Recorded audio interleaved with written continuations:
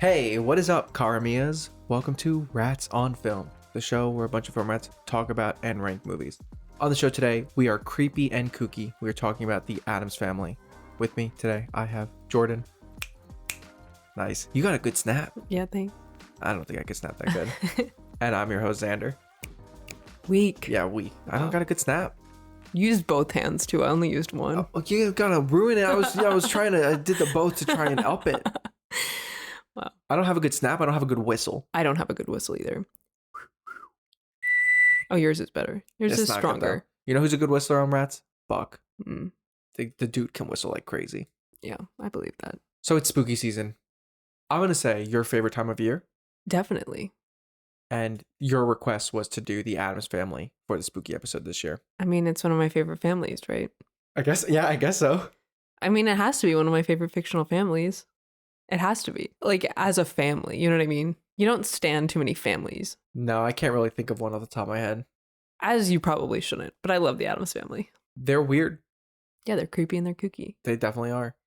Okay, so I've never watched the Addams Family television show second in my life. I've watched episodes, but not the whole series. But I've seen episodes. What's your introduction to the Addams Family as an entity? Is it these films? It must be. I can't really think of a time that I wasn't aware of these movies, at least the live action movies that we're going to talk about. So it must be these. But also, I think just like the original artwork in the comics. My mom is very into Halloween and she loves the Addams Family. She watched the show growing up. So I was very aware just through her love of, the family, the characters. I don't know, though. I can't really place whether or not I knew about the family before I knew about these movies, or if it was just, I just kind of knew about all of it at once. Yeah, it's interesting because obviously you love spooky season. I'm not a big spooky season guy.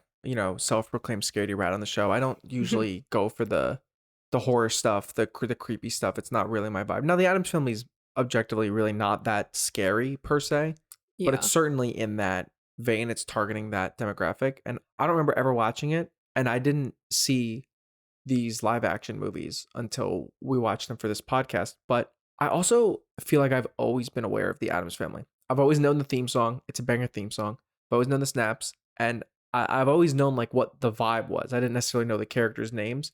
But that's kind of a weird thing to try and trace back. Why do I know it if I've never watched or consumed it? Like my parents aren't into it. I know like the theme song is one of the songs that always plays around Halloween and definitely did when we were kids too. Like Halloween parties. Like it's just so like, iconic. Yeah. There's certain things I guess that are like this, but I certainly think if you say the Addams Family to most people, the first thing they're going to think of is the theme song. Yeah, probably. I'd be curious to see how many people are actually, familiar with the original cartoons, or if they just know the movies. Like you're asking me. So did it start as a cartoon or did it start as an animated show? I know it's a comic book, but for like no, it started as like a cartoon, like a newspaper cartoon. I believe. Got it. So I'm pretty sure it was like a New Yorker cartoon or something like that. But basically, how a New Yorker cartoon is. But a guy called Charles Addams with 1D made a really? funny... It's actually made by an Addams guy? Yeah, I believe so. I you can fact check me on this, but I believe you blindly. You don't have to do that. You've never steered me wrong. I might. Yeah, you're right. Charles Addams. And it's got 2 Ds. Oh, okay. I thought his name only had 1 D. See, I was wrong. Yeah, but they were just like comedy comics, I believe. Just like, look how weird this family is. And to be fair, I don't actually know what came first and the order of influence, but there was so much in the culture at the time. First comic strip was in 1938, so actually this predates. That's crazy. But you had some of the Universal monsters, and then yeah, like Frankenstein's 1931. Yeah, so it was in the culture, like monster culture, and then obviously you get the Monsters a bit later. I think the TV show The Monsters, which is like a similar idea.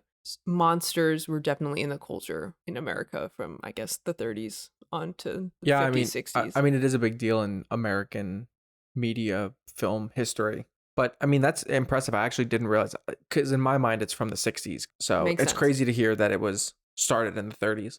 Yeah, I mean, it's something I've always been aware of, but have never really consumed. My first exposure to it, honestly, is going to see the animated ones when they aired with you. And then obviously we watched these.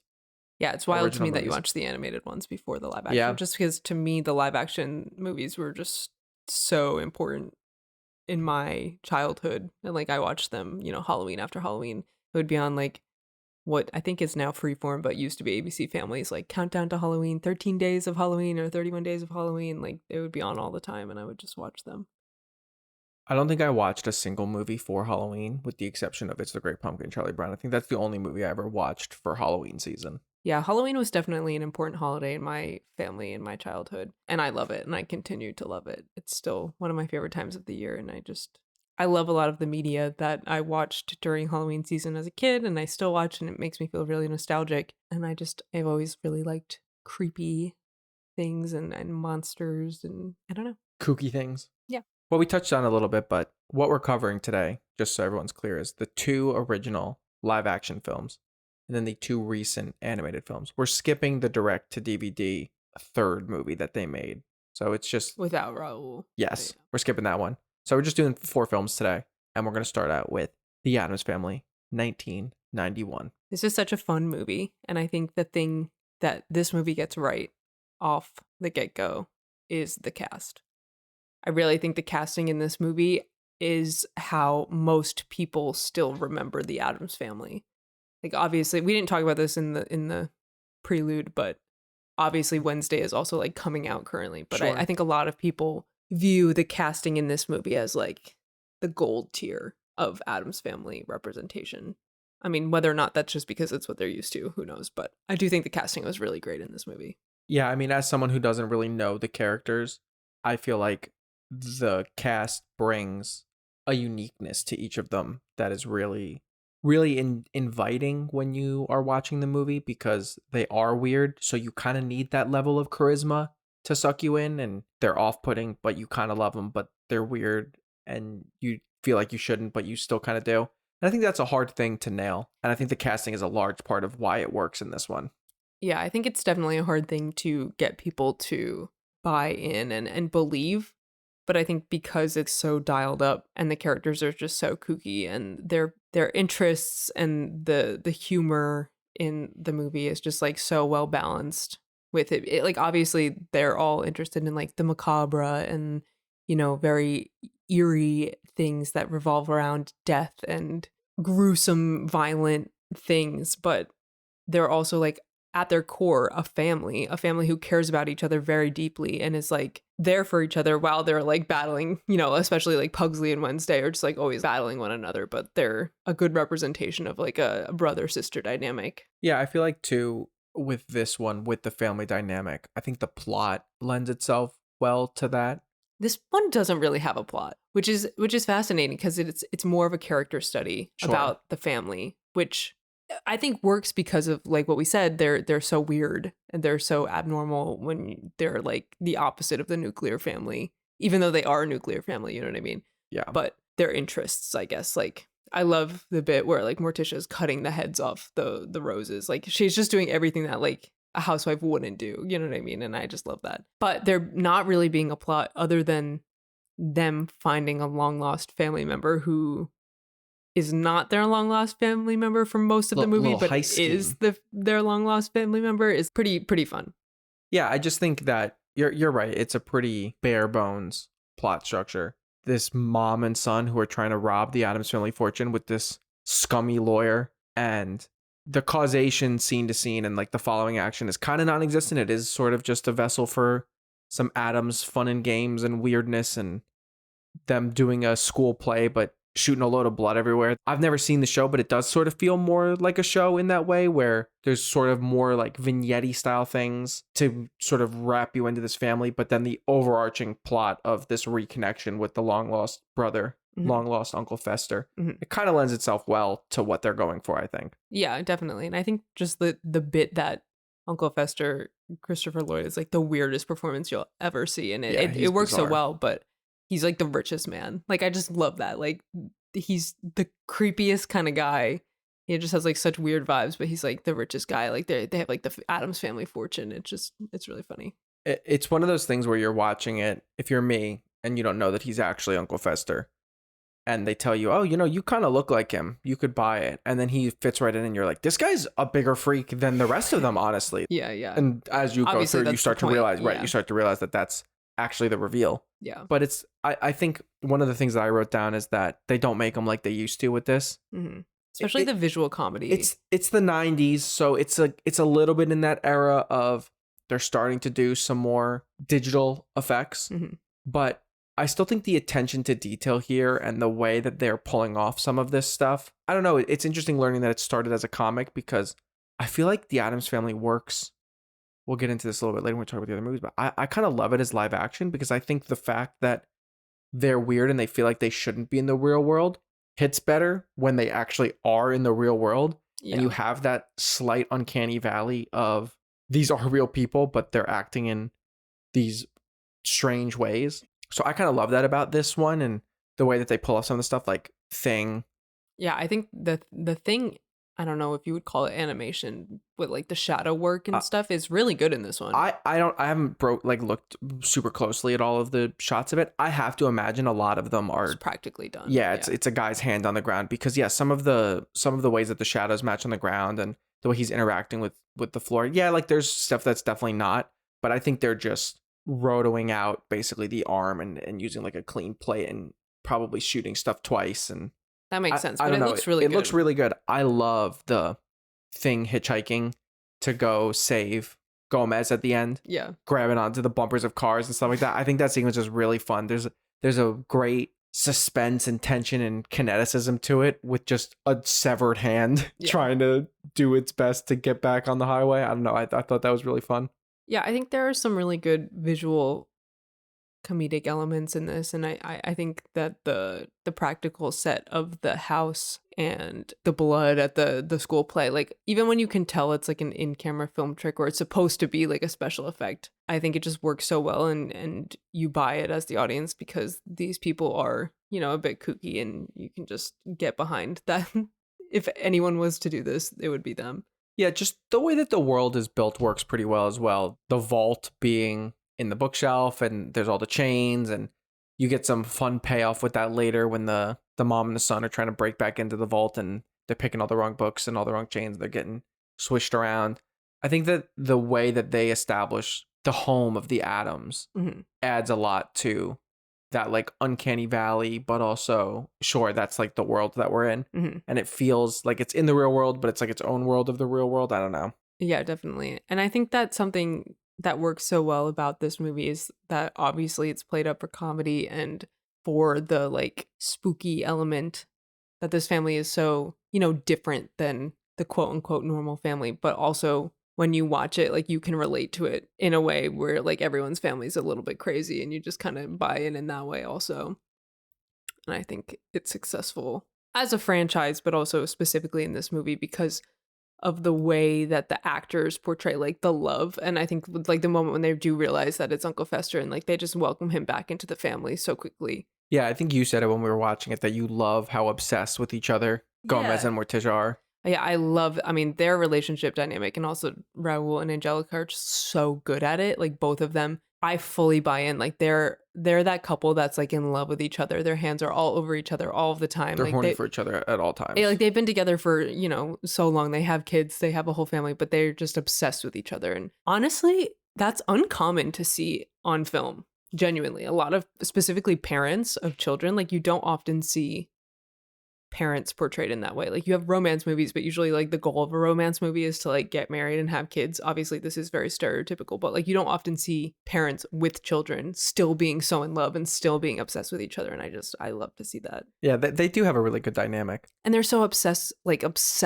and they you know, they speak in Spanish, they speak in French. Like they're so romantic, but so weird, but so romantic. And I don't know. That's all anyone wants, right? I like the small ways that you can see that throughout the film, and the ways that they put a little Addams Family twist on it. One of my favorite parts of it was when they get kicked out of the house and they're staying in the motel, and Gomez is just devastated and immobilized, and they can't make any money, and Pugsley and Wednesday go in like a very classic kid way, like, oh, well, we'll go sell lemonade to try and make money for the family. And I love that they're selling poison lemonade. Yeah. And the interaction with the Girl Scout, where it's like, are those made with real lemons? She goes, are those made with real Girl Scouts? Oh my God, the Girl Scout is so funny. Yeah, I like that bit a lot. Yeah, the interactions between the Addams and people in the real world are just, I mean, it's so great. Even like when they're at the school play, like, and it cuts to them in the audience just watching them watch while everyone else Yeah, is like everyone's shocked and horrified, scared. yeah. Yeah.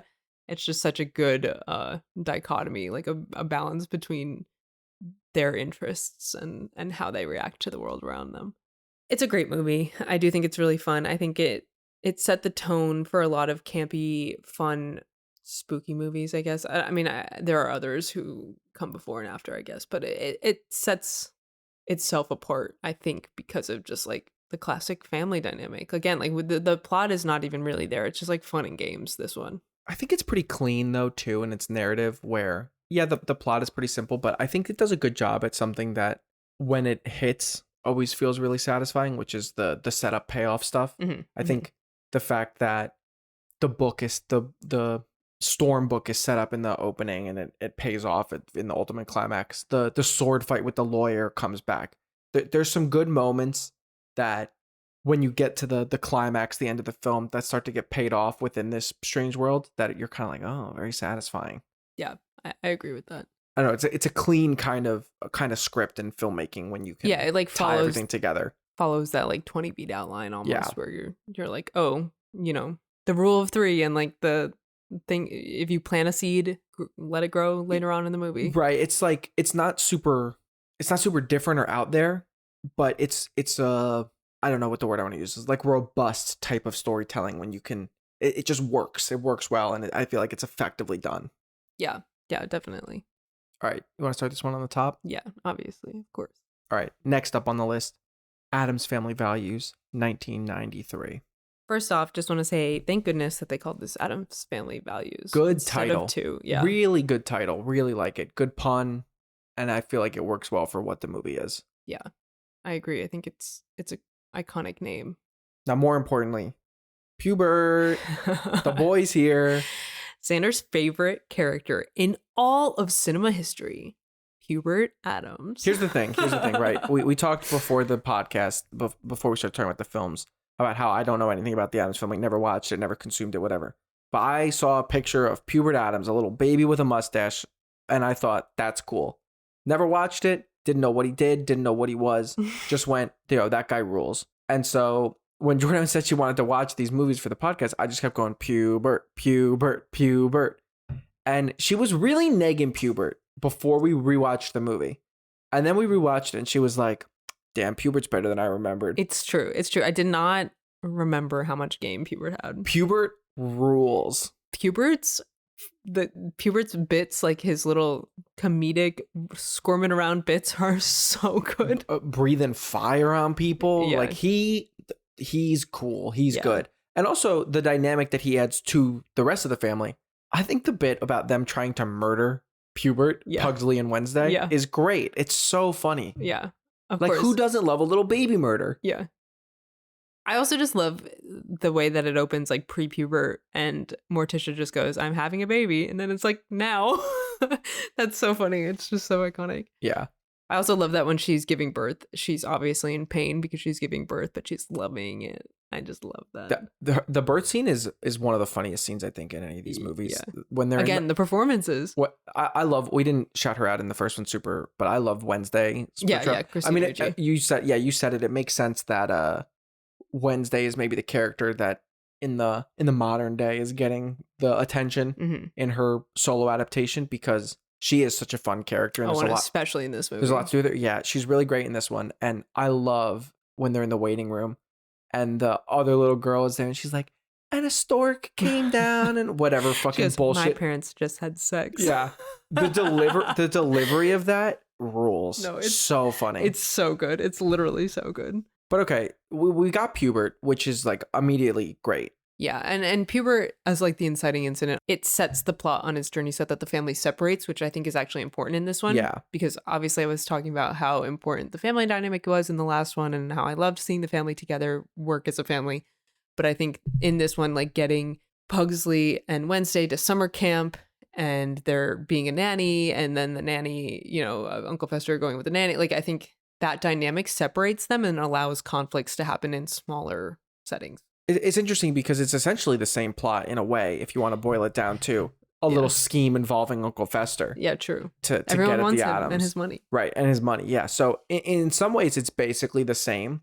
But yeah, I think that what they do with it is a lot more interesting in this one. And I'm with you. Separating the characters allows people to kind of have their own mini arcs, their own mini journeys. And again, sort of the culmination of it becomes quite satisfying. Yeah, definitely. Some just great bits in this movie that need to be shouted out that I just love. It's like, I love when Hubert.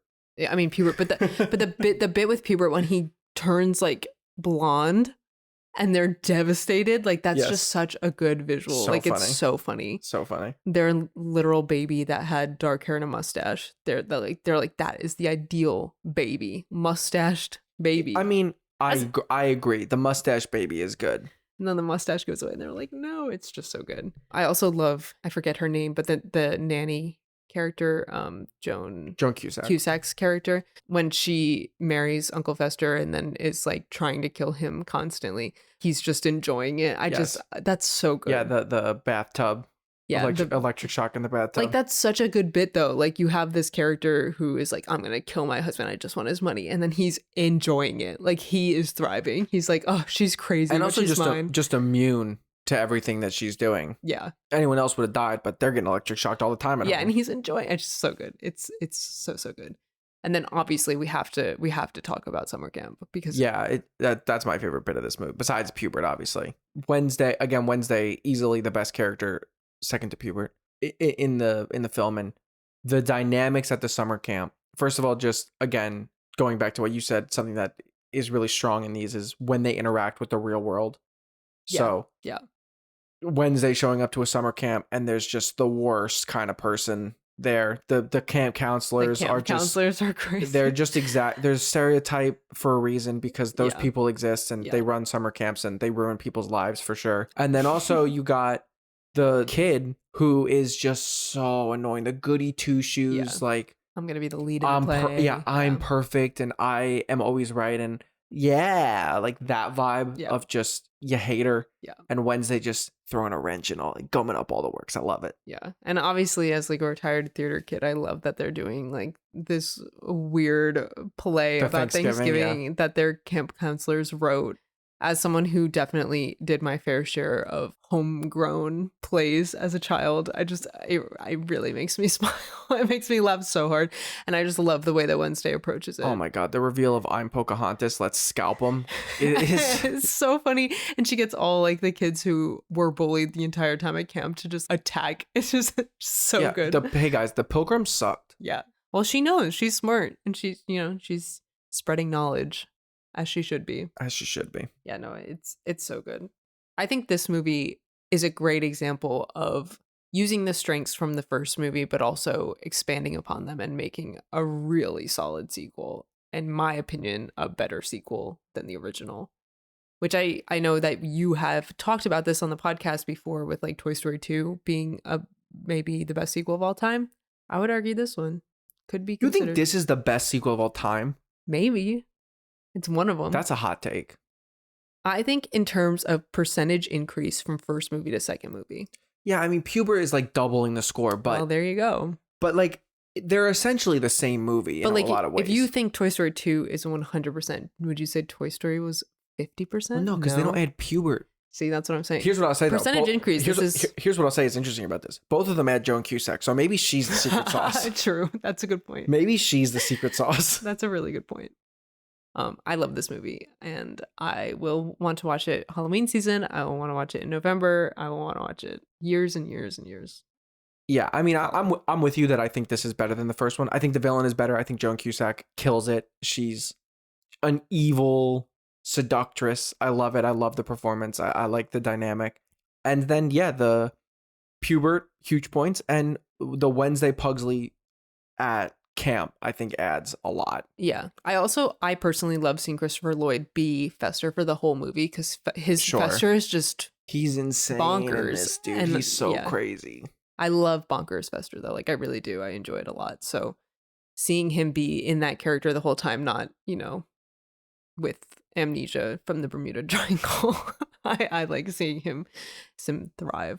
And also, like, their performances are more similar to the first movie, I think, but Morticia and Gomez are also thriving in this movie. Their little dance number in the middle with like the restaurant is great. I Yeah, just like that's a fun bit of choreography in I there. love that. And again, like I love that they're so in love. They're so obsessed with each other, and that's really all I ever want out of a movie. Is I just And they're want very them. lucky to have a son like Pubert.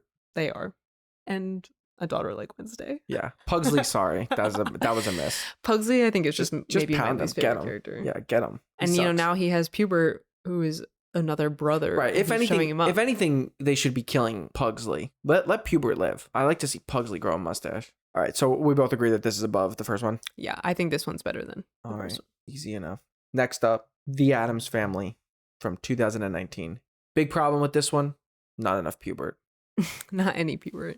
That being said, I do think the voice cast does a really good job at It's a bringing, killer cast. Yeah, they bring new life to the characters. I would have thought that you couldn't really come close to or top Morticia and Gomez from the live action for me, but I really think that Oscar Isaac and Charlize do a great job in this one, and I buy the vibes.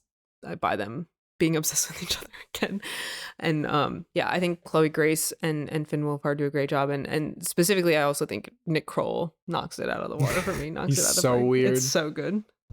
Yeah, he's doing a different sort of Fester to what you see Christopher Lloyd do, which I think is good, but it's also a freak. Yeah, I mean, I'm pretty familiar with Nick Kroll's other stuff. Like it's reminiscent of some of his other voice roles for sure. Like especially Big Mouth. Yeah, his Big Mouth characters. But I still really think he does a good job with it, and I like that all of the characters have a little bit of new life. Like it doesn't feel like anyone's copying the performances from the original, but they also feel kind of true to the characters of the family. Yeah, I mean, I guess it's a difficult thing when something's been around for almost 100 years, and Yeah. there's a lot of built up sort of expectation for what the characters are and what they should be, and there's been a lot of different iterations of them over the years now, but it has to feel like the Addams Family, but also what do you add that's new to it?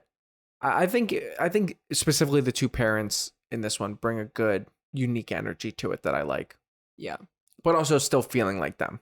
Yeah, it's weird. On paper, I think this one has a stronger plot than the first Addams Family, the live action one, just from see, I don't know if I think agree. on paper, I think them living in their little house and then, you know, a suburb called Assimilation wanting to be built around them, and they want to buy their house from them because they don't want anything to be, you know, different. They want everything to be the same. I think it's an interesting plot.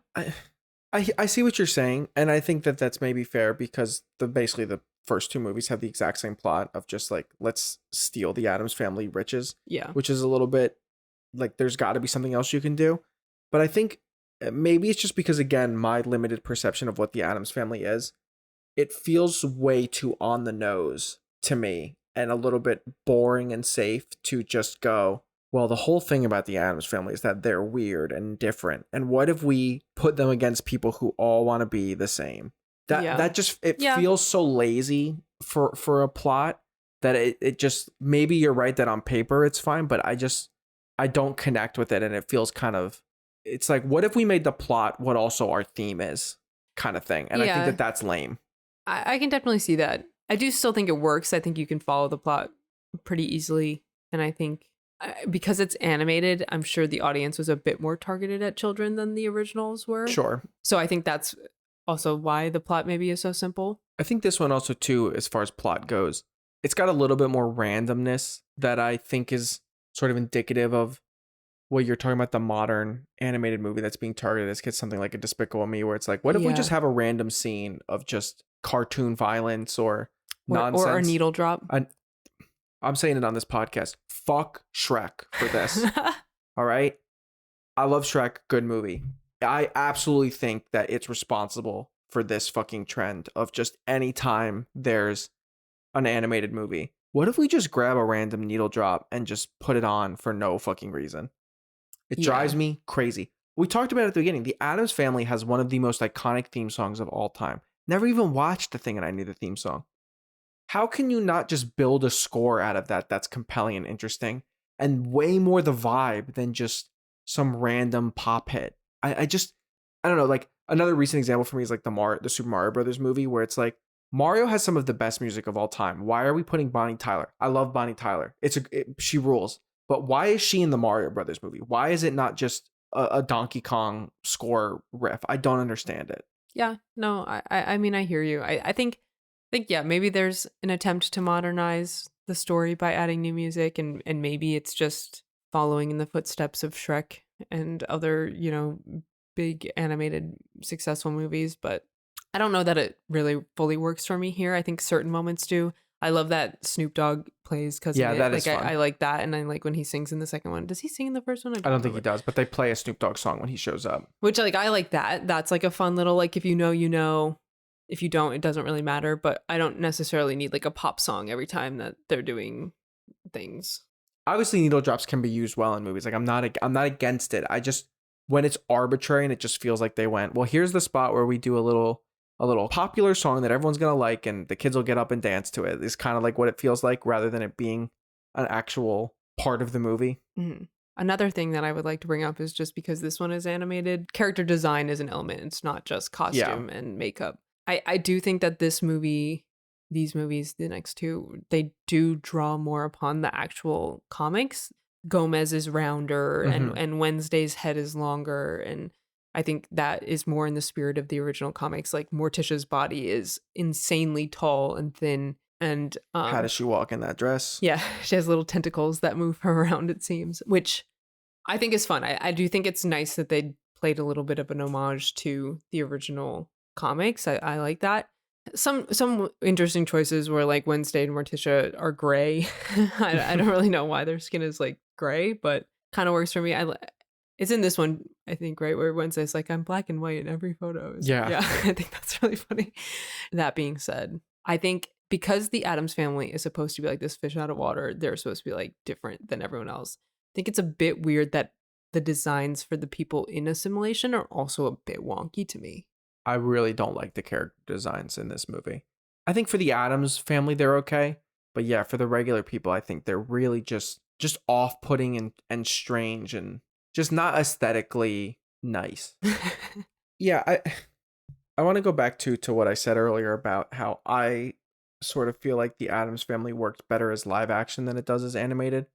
And I feel like what it comes down to for me is that the whole bit is supposed to be like, that's off-putting, that's weird, right? I know we keep saying weird on this podcast, but that's the whole vibe. And I think that the danger you have in animation is that you can do anything. There's no limits. And this is like something that Chuck Jones used to say about Looney Tunes, which is that in order to make it good, you have to have discipline, because if you can do anything, you have to set yourself up for what won't you do, right? How are you grounding this to make this connect and feel real to the audience that's watching it?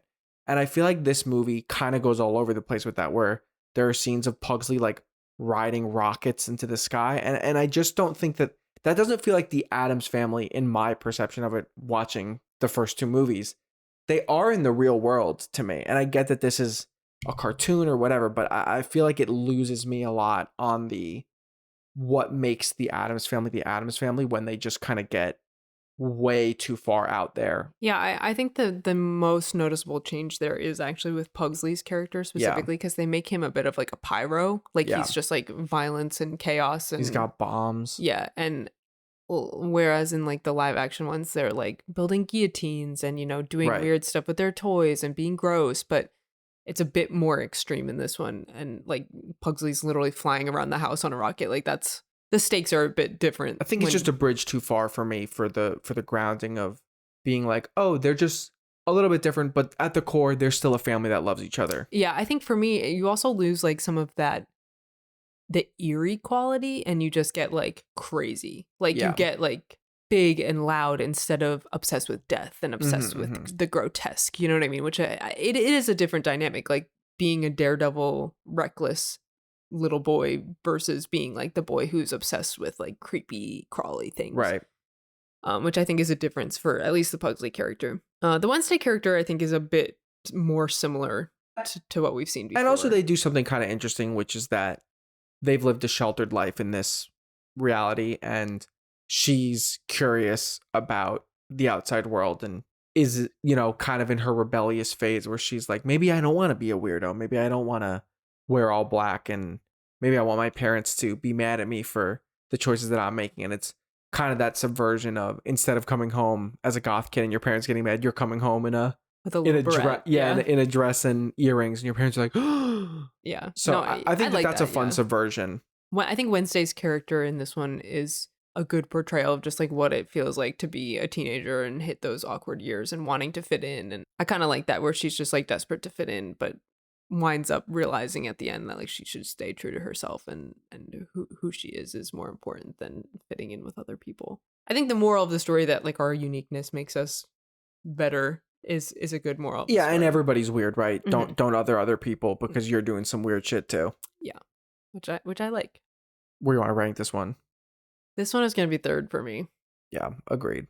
It doesn't touch live actions. I've spoiled it, but I'm a much bigger fan of it in live action.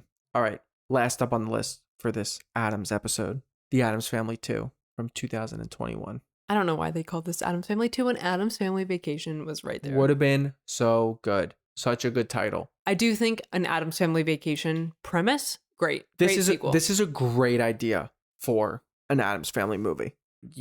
Wednesday is pulling away from the family. They learn that maybe she's not theirs, and Gomez is feeling her distance and wants the family to bond. So he takes everybody on a family vacation. Excellent dynamic for this family that is just a little bit off, to be put in a bunch of random situations around the continental United States and have interactions and be forced to be in close confines with each other. And what kind of comedy can you bring out of that?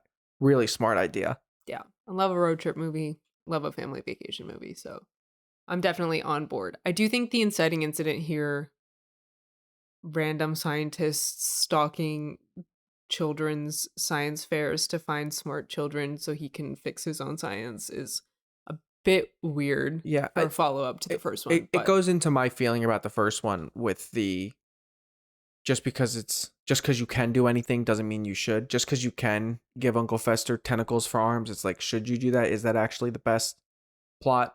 What are you gaining from this weird genetic modification subplot that you're doing here? I kind of feel like this is derivative of Despicable Me almost, where they made him like a super villain, the Bill Hader character. Yeah, sure. But for what reason? Like, it's the Addams Family. Why did we need like a super evil scientist? But I mean, I guess it makes sense, right? Like, it's in kind of the monster genre. It's in kind of the world. Evil scientists go hand in hand with monsters. Sure.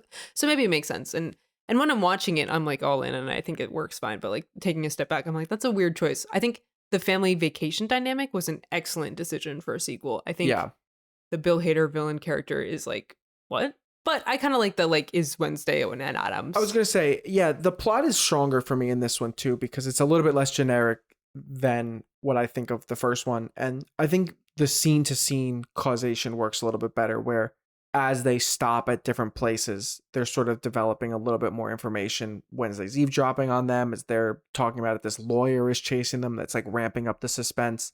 I think it flows a little bit better in terms of the following the Wednesday feeling like an outcast in her own family to leaving her family for this freak scientist, to the family coming back and them ultimately getting back together and stopping this bird dragon. I don't know. Has science gone too far? It has.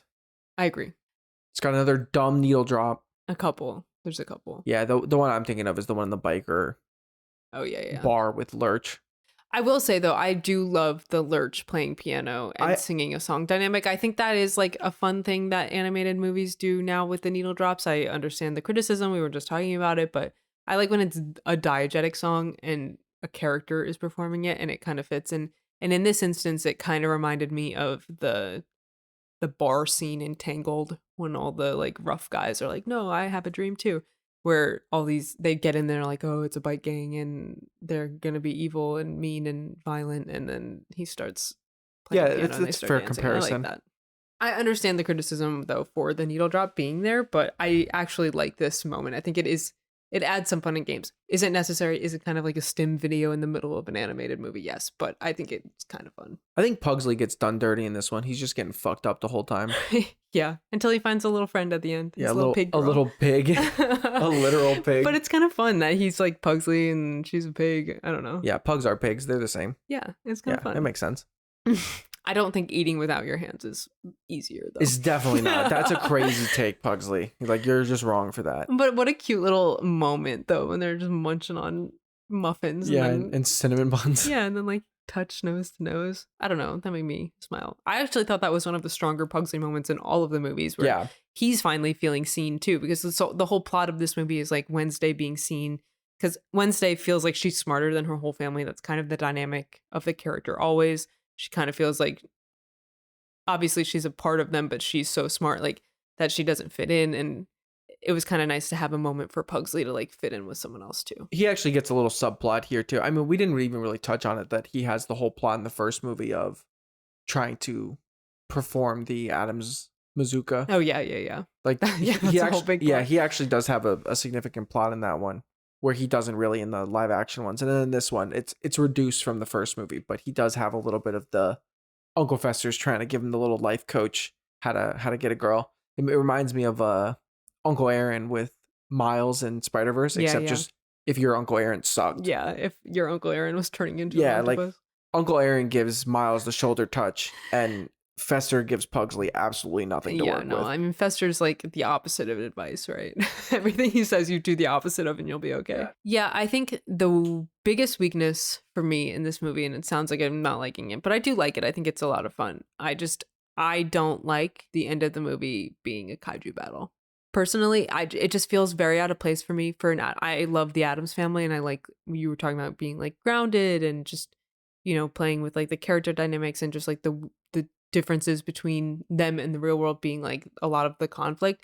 I just really don't. I didn't need a kaiju battle in an Addams Family universe movie. I really didn't need it. I don't want to keep coming back to like the same examples, but just because I think they're like relevant. You know, the dynamic to me is Morticia cutting the tops off of roses. It's like a real thing that everybody does. Yeah. We're going to put flowers in the house, but she's cutting off the flowers. Mm-hmm. That's the little twist. Mm-hmm. This is not that, right? Yeah, and like there are still some good moments in this movie of that where they kind of divert the expectation. Like when the grandma's throwing a party at the end and they come back and they're like, she thinks they're going to be mad, and then they're like, no, this is great. Like that's the strength of the Addams Family, when like something bad happens and they make the most of it because that's what they like.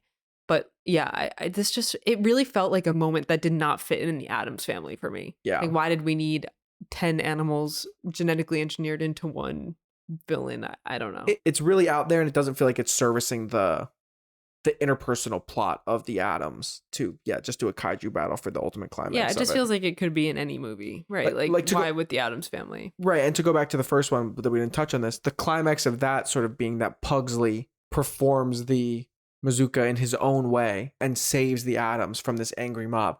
That actually does fit the... Yeah, be yourself. Right. You're different, but be yourself. Right. It's better yourself. To be yourself. Mm-hmm. Yeah. Instead of conforming to the quote unquote Addams Family way, he's doing it the Pugsley way. And he's saving his family, and he's protecting the people that he cares about from an angry mob. That feels like a much more satisfying climax for the movie than what this does. And I like that the climax of this movie, the heart of the climax of this movie is Wednesday saying, I don't care if you are my father genetically, this is my family and I need to protect them. Like, that is the turning point. Right. But then we still have a kaiju battle after that. I don't know. It escalates in a way that I feel like is just unnecessary and so not satisfying for the movie that they set up. Like, why did we need that? I agree. I like some of the vacation bits. And I love the vacation bits. Yeah. That's where it's the strongest. I like the sand guillotine. I thought that was really funny. Yeah. I like that they go to Sleepy Hollow and Death Valley and Niagara Falls. Like, I love that they're going to fun places. And places that fit the vibe, either via name or via reputation. I think that is funny. That what would they plan for their But like, why are we ending in Sausalito? Yeah, I don't know. Tech Bros are the real villain. That's the reveal. True. No, just kidding. Yeah, I don't know. A lot works for me in this one and a lot doesn't. I maybe enjoy it more than the first one, but the kaiju battle really takes me out. I don't really love action movies in general, or like big action set pieces that don't really have plots. I'm not a huge fan of.